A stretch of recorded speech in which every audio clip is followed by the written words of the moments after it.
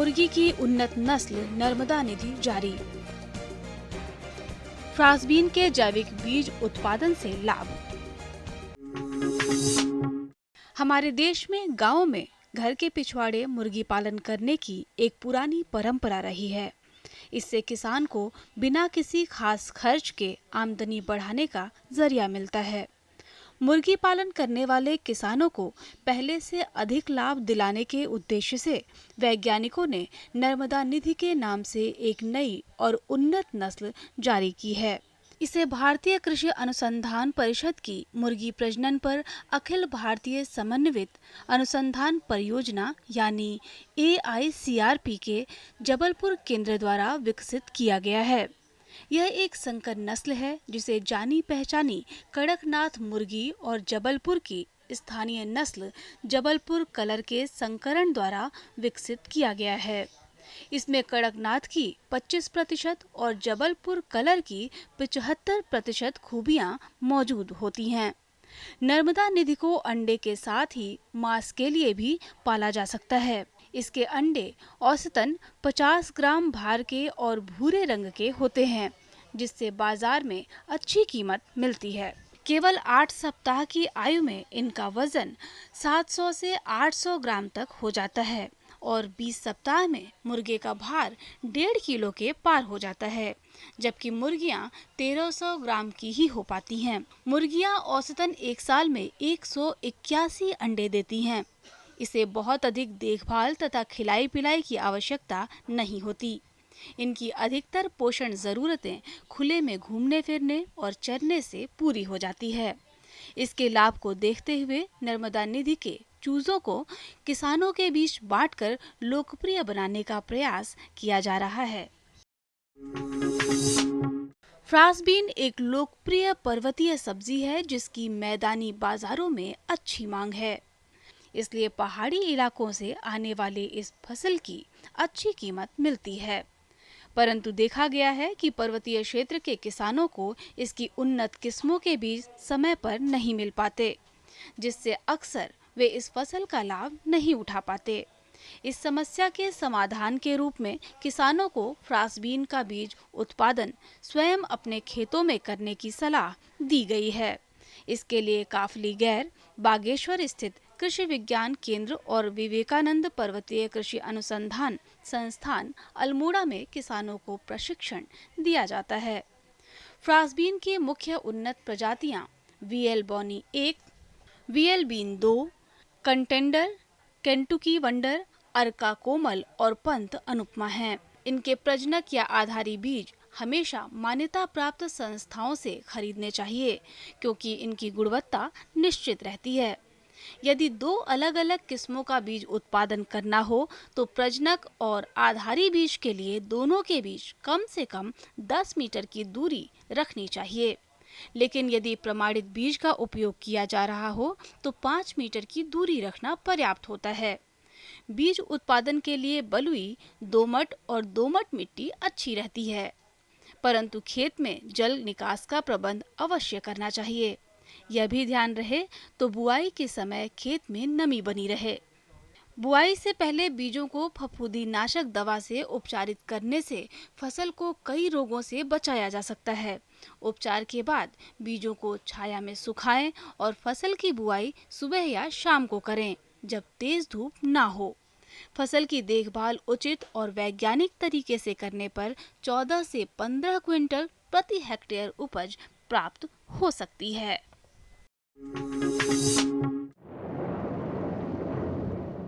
तमिलनाडु में पिछले काफी दिनों से बारिश हो रही है।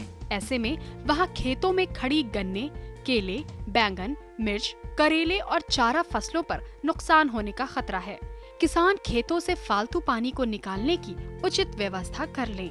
तमिलनाडु के उत्तरी पूर्वी और कावेरी डेल्टा जोन में पिछले कई दिनों से हुई बरसात के कारण खेतों में खड़ी फसलों जैसे सांबा और तलाडी धान, गन्ना और सब्जियों की फसलों में पानी भर गया है।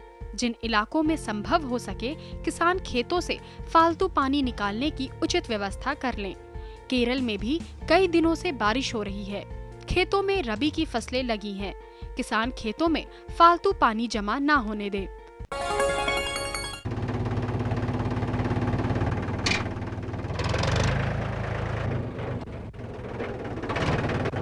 अरे हरकू वाह, बीज, कीटनाशक और आज खाद भी। अरे इतना खर्चा कहाँ से? अरे खर्च की चिंता किसे है, मेरे पास है ये किसान क्रेडिट कार्ड। कार्ड? अरे बैंकों द्वारा जारी इस कार्ड से किसान उसकी सीमा तक की रकम कभी भी बैंक से निकलवा सकता है और खेती बाड़ी की सामग्री कभी भी खरीद सकता है। तो हरकू भैया एक कार्ड मेरे लिए भी। किसान क्रेडिट कार्ड के लिए नजदीकी बैंक से संपर्क करें और पाएं ढेर सारे लाभ। ये लो, और बताओ। बस। अरे ये क्या भैया जी, बस इतनी सी रासायनिक खाद? किसानी छोड़ रहे हो क्या? किसानी नहीं, नादानी छोड़ रहे हैं। मिट्टी की जांच कराई है। अब तो लालाजी जितनी जरूरत है उतने ही उर्वरक खेत में डालेंगे। हाँ, किसान भाई आज ही अपने जिले की नजदीकी भूमि परीक्षण प्रयोगशाला में मिट्टी की जांच जरूर करवाएं और मिट्टी में पोषक तत्व, नमी व पौधे के विकास को देखते हुए केवल जरूरत के अनुसार ही पोषक तत्व डालें। और हाँ, मिट्टी में गंधक, जस्ता, बोरोन जैसे सूक्ष्म पोषक तत्वों का पता लगाना भी न भूलें। उर्वरक और जैविक खाद के सही उपयोग से भूमि का उपजाऊपन बनाए रखें, उत्पादकता बढ़ाएं, खर्चा घटाएं और बहुमूल्य विदेशी मुद्रा बचाने में भी सहयोग दें। और हाँ, धीमी गति से नाइट्रोजन उपलब्ध कराने वाले उर्वरकों जैसे नीम लेपित यूरिया को प्राथमिकता दें और यूरिया का पत्तों पर छिड़काव करें। अरे वाह, तू तो सचमुच समझदार हो गया रे। अधिक जानकारी के लिए संपर्क करें जिला कृषि अधिकारी या किसान कॉल सेंटर।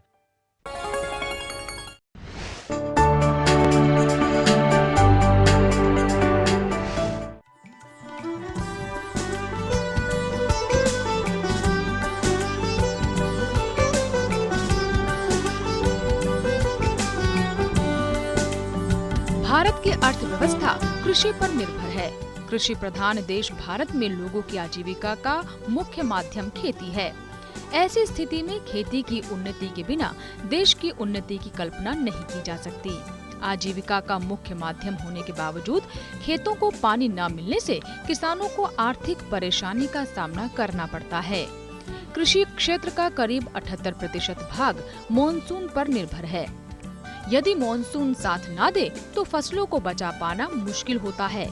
किसानों के सामने गंभीर संकट खड़ा हो जाता है। ऐसे में पानी का भरपूर उपयोग होना सुनिश्चित करने के लिए केंद्र सरकार ने प्रधानमंत्री कृषि सिंचाई योजना को अमल में लाकर पैदावार बढ़ाने का लक्ष्य तय किया है।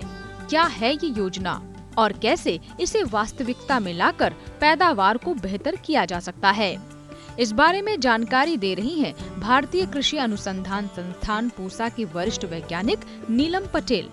तो आइए इनसे लेते हैं इस योजना के बारे में पूरी जानकारी। जैसा कि आप जानते हैं, हमारा देश एक कृषि प्रधान देश है।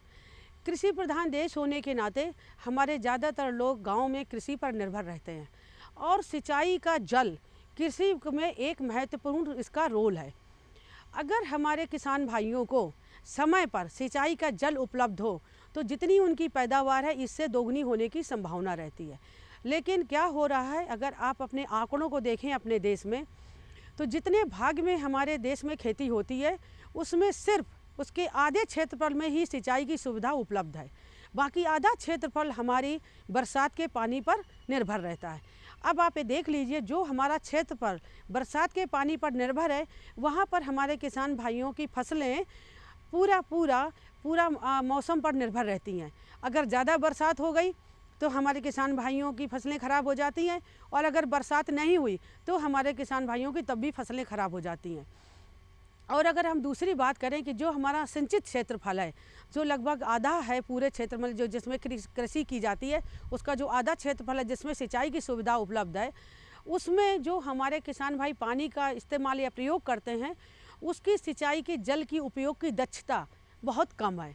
जल उपयोग की दक्षता का मतलब है कि हम जितना पानी दे रहे हैं उसका कितना भाग हमारी फसलें ले पाती हैं और कितना भाग हमारा व्यर्थ चला जाता है।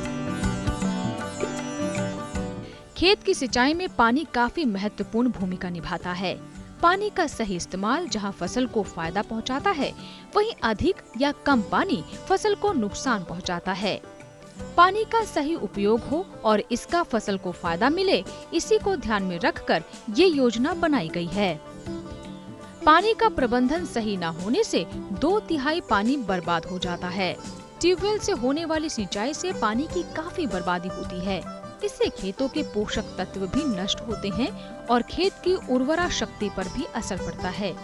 हर खेत को पानी मिले और हर बूंद का सही इस्तेमाल हो, इसी को ध्यान में रखकर इस योजना को बनाया गया है। अगर मैं आपको बताऊं कि जो हमारे सिंचाई के पुराने साधन है, जिनका पुराने साधन ना कहूं बल्कि वो साधन जिन पे हमारी परंपरागत तरीके से खेती हो रही है, जैसे कि गांव में क्यारी बनाते हैं, कूड़ बनाते हैं और उनमें सिंचाई करते हैं, तो उसमें क्या होता है, आपका 2/3 पानी आपका व्यर्थ चला जाता है। ये 2/3 पानी व्यर्थ गया तो गया, इसके साथ जो हमारे किसान भाई अपनी खादें देते हैं वो भी व्यर्थ चली जाती हैं इस पानी के साथ बह के। तीसरा है, जैसा कि आप जानते हैं, हमारे गांव में जो हमारे किसान भाई हैं ज़्यादा से ज़्यादा ट्यूबवेल से सिंचाई आजकल कर रहे हैं और हमारे देश में 60% से ज़्यादा आजकल सिंचाई ट्यूबवेल के माध्यम से हो रही है। तो ट्यूबवेल में किसान हमारे डीजल और बिजली का इस्तेमाल करते हैं। जब हमारे डीजल और बिजली का इस्तेमाल हम कर रहे हैं तो हमें अगर सिंचाई की दक्षता कम है तो हमें अपना ट्यूबवेल ज़्यादा देर चलाना पड़ता है। तो आप ये मान लीजिए, जब हम ट्यूबवेल ज़्यादा चलाएंगे हमारा ज़्यादा बिजली खर्च होगी या डीजल खर्च होगा। ज़्यादा पानी देने से हमारे जो पोषक तत्व खादे हैं वो भी जड़ के नीचे चले जाते हैं, व्यर्थ हो जाते हैं। और तीसरा, इन सब की वजह से हमारी पैदावार भी उतनी नहीं हो पाती है।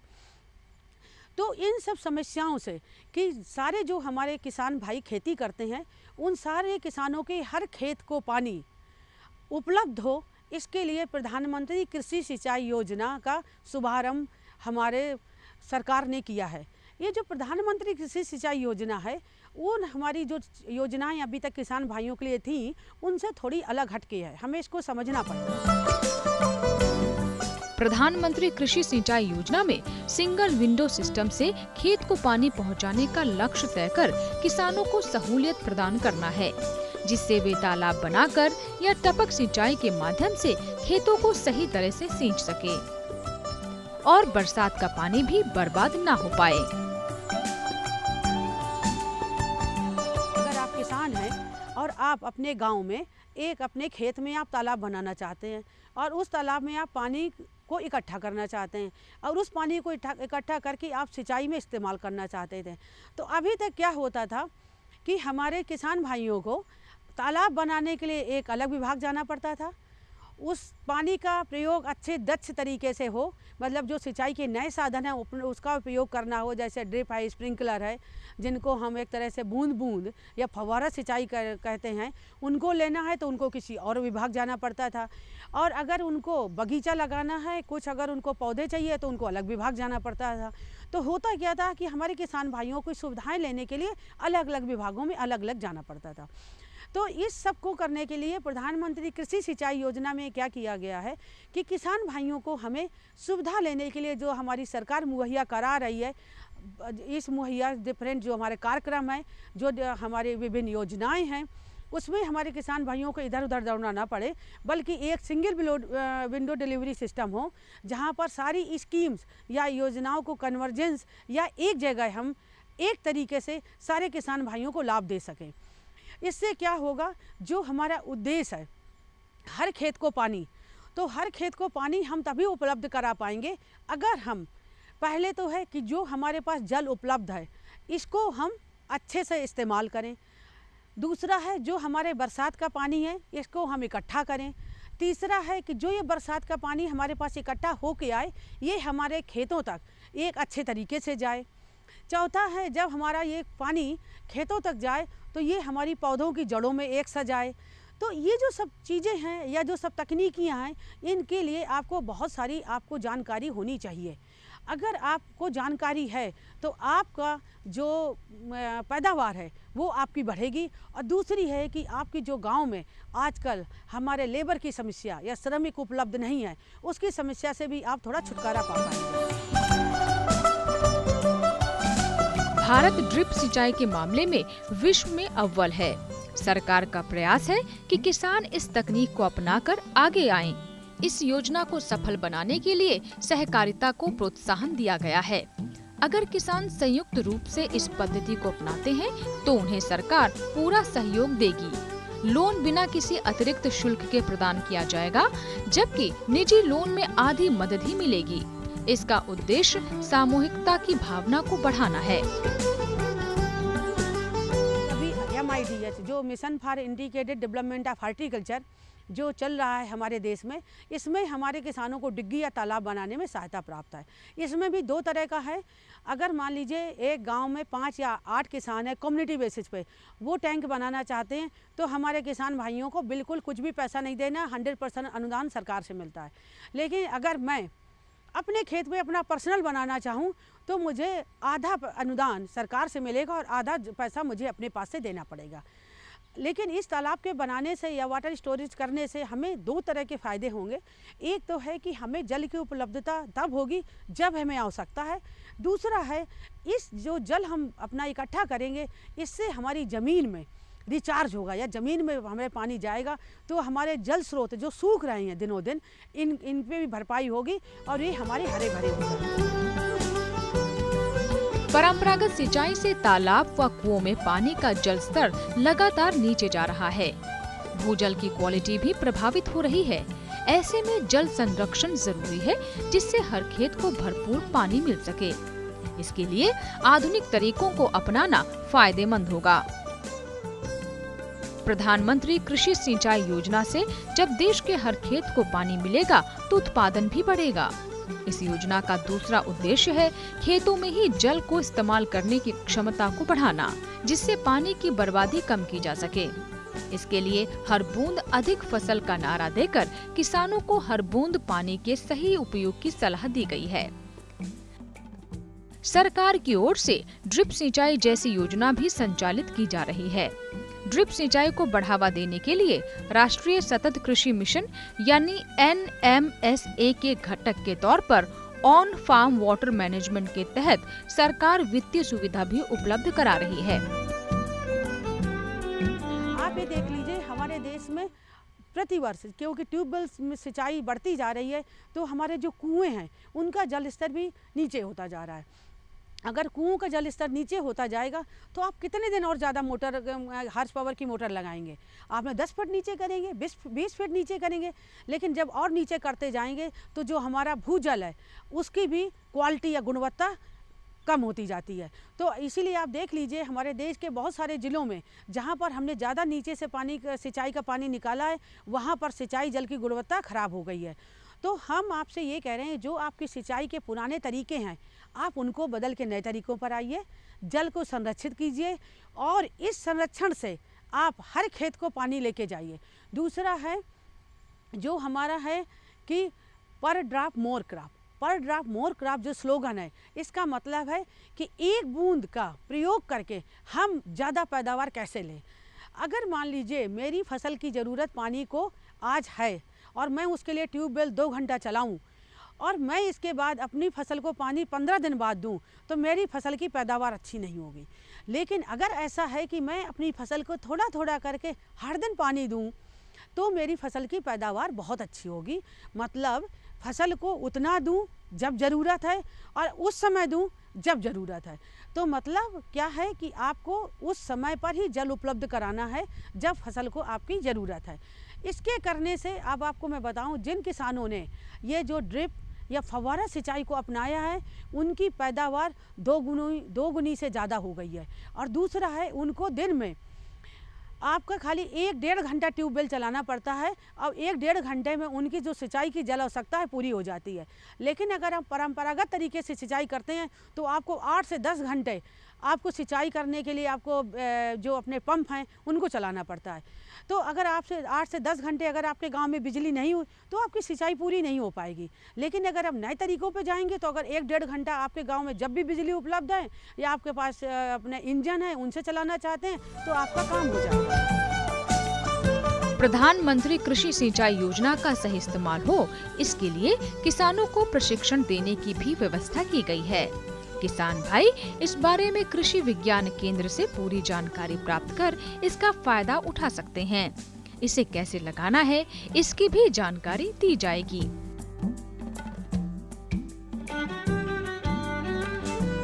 आप जब ड्रिप या फव्वारा सिंचाई या तालाब बनाना या सब्जियों की पैदावार करने, तो आपको सिस्टम कैसा लगाएं, आपकी फसल कौन सी अच्छी हो, फसल से 2 लाइनों के बीच की दूरी कितनी है, 2 पौधों के बीच की दूरी कैसी हो, इसके बाद उस पौधे जो आपकी फसल लगाने के लिए आप प्लान कर रहे हैं उसकी सिंचाई का अंतराल कितना हो, सिंचाई कितनी देनी पड़े।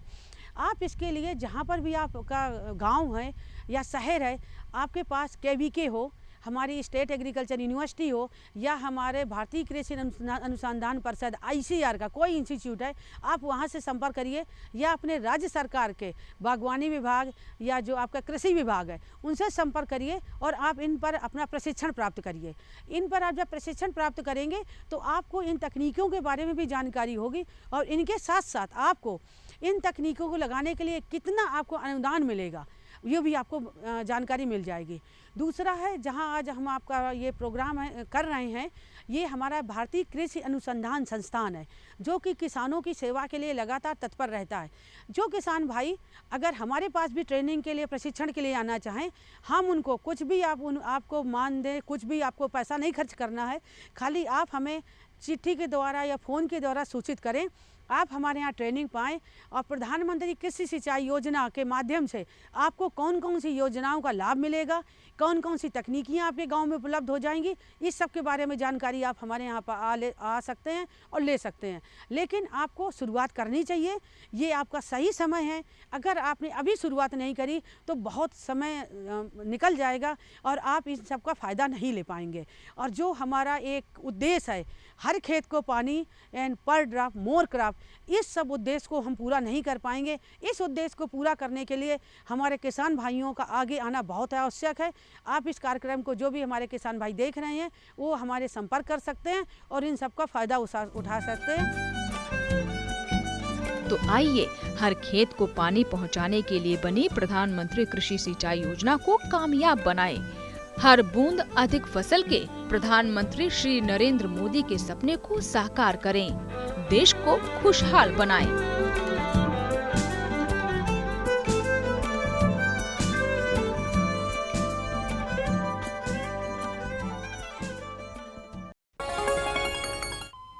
अरे सुन तो।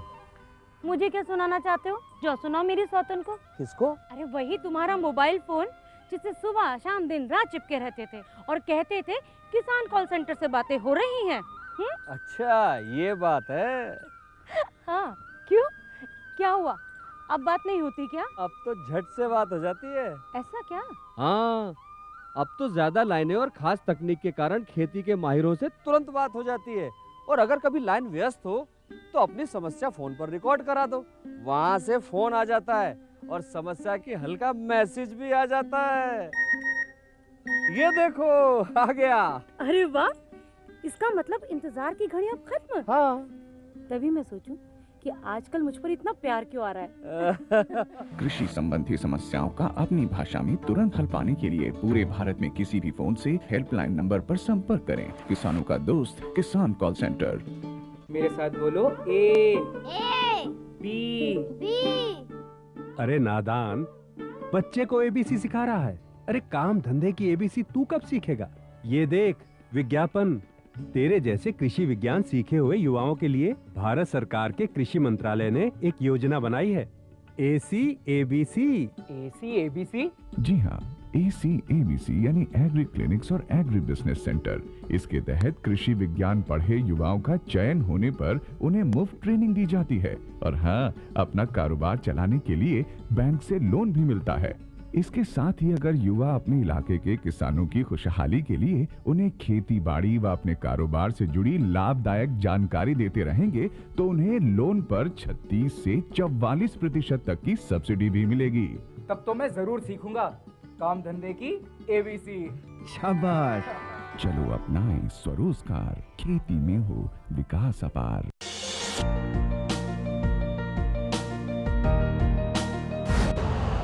यूरिया का स्वदेशी उत्पादन 70 लाख टन बढ़ाने के लिए 6 उर्वरक संयंत्रों का उद्धार किया जा रहा है। FCIL के गोरखपुर, सिंदरी, तलचर और रामागुंडम संयंत्र, HFCL की बरौनी इकाई और BVFCL की नामरू फोर्थ। सोने पर सुहागा ये है कि देश में अब बनेगा सिर्फ नीम लेपित यूरिया, क्योंकि इससे होगा किसानों का फायदा ही फायदा। अनाज का उत्पादन 10% तक बढ़ेगा। बढ़ेगी 10 से 15% नाइट्रोजन क्षमता।